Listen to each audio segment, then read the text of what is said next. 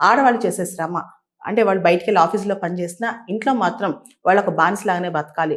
పొద్దున్న లేస్తే ప్రతి పని వాళ్ళే చేయాలి. అంతేకాదు నైట్ వరకు ఇల్లు సరిదిద్దుకునే వరకు, ఇంట్లో లాస్ట్ లైట్ దీపం ఆపేంత వరకు నైట్ టైము అన్ని పనులు ఆడవాళ్ళే చేసుకోవాలి. బయటికెళ్ళే ఆడవాళ్ళ నుంచి ఇంట్లో ఉండే ఆడవాళ్ళ వరకు ప్రతి పని ప్రతి అమ్మాయి చేసుకోవాలనమాట. ఈ పరిస్థితిలో కొన్ని సంవత్సరాల క్రితం మక్కల్ నిధి మేయం అని చెప్పి ఒక పార్టీ తమిళనాడు చెందిన కమల్ హాసన్ చెందిన పార్టీ అప్పట్లో ఒక మాట చెప్పిందనమాట. అమ్మాయిలు చేసే డొమెస్టిక్ వర్క్ కూడా వాల్యుయేషన్ ఇస్తామని చెప్పి. ఆడవాళ్ళు పని చేసి అంటే మన ఇంట్లో మనం కంట్రిబ్యూట్ చేసే పనికి ఆ శ్రమ కనుక వాల్యుయేషన్ కడితే దానికి ఎంత విలువ ఇవ్వగలం, ఎంత వాల్యుయేషన్ చేయగలం. ఆ కేర్ గివింగ్ కావచ్చు అంటే అమ్మ నాన్నని, అత్త మామని, పిల్లల్ని, భర్తని వీళ్ళందరినీ చూసే ఆ కేర్ గివింగ్‌కి ఎంత వాల్యూ చేయగలం, దానికి ఎంత అంటే విలువ కట్టగలం అనేది పెద్ద క్వెషన్ అనమాట.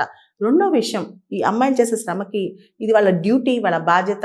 ఆడదానిగా పుడితే వంటింట్లో ఎళ్లి వంట చేయాలి, ఇల్లు తుడవాలి, గిన్నెలు తోమాలి. ఇలాంటి ఆలోచన ఉన్న మైండ్ సెట్ ఉన్న మగవాళ్ళు ఇంకా భారతదేశంలో ఉన్నారు. దీన్నే పాట్రియార్కికల్ మైండ్ సెట్ అంటారు. అంటే అమ్మాయిలు ఎంత పెద్ద ఉద్యోగం చేసినా, బయటికెళ్ళి ఎంత చేసినా ఒక భర్త కింద బానిస అని చెప్పి ఆలోచించే వాళ్ళు చాలా మంది ఉంటారు. దీనికి వ్యతిరేకంగానే సుప్రీం కోర్ట్ ఘాటైన వ్యాఖ్యలు చేసిందనమాట. అసలు కుకింగ్, వాషింగ్ భార్య అంటే నీ సర్వెంట్ అనుకున్నావా?